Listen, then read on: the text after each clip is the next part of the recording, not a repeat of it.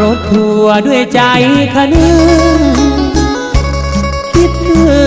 งสาวเมืองยาโมทางไกลตั้งหลายกิโลไปเมืองยาโมด้วยใจรักแม่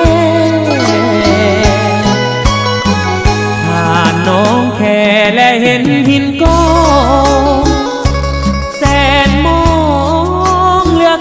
นดวงแดงเคยปวดร้าวเพราะสาวน้องแก่เจ้าพัน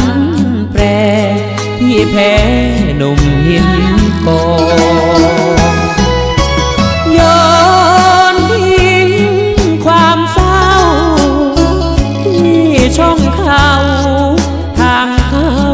ปากช่องลมป่า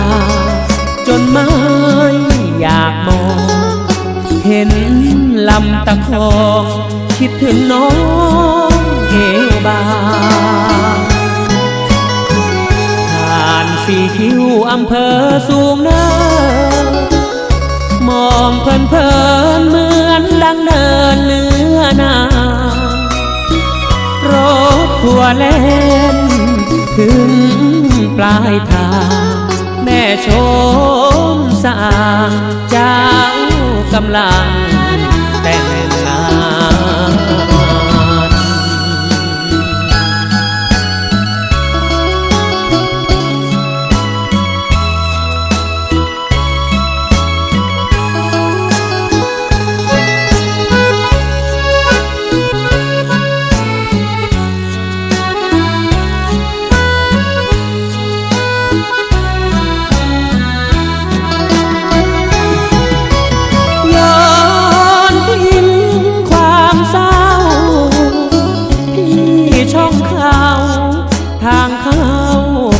ช่องลมป่าจนไม่อยากมองเห็นลำตะคองคิดถึงน้องเอวบางผ่านสี่คิ้วอำเภอสูงเนินมองเพลินเหมือนดังเนินเนื้อนาโรถทัวร์เล่นถึงปลายทางแม่ชมสะอาดเจ้ากำลัง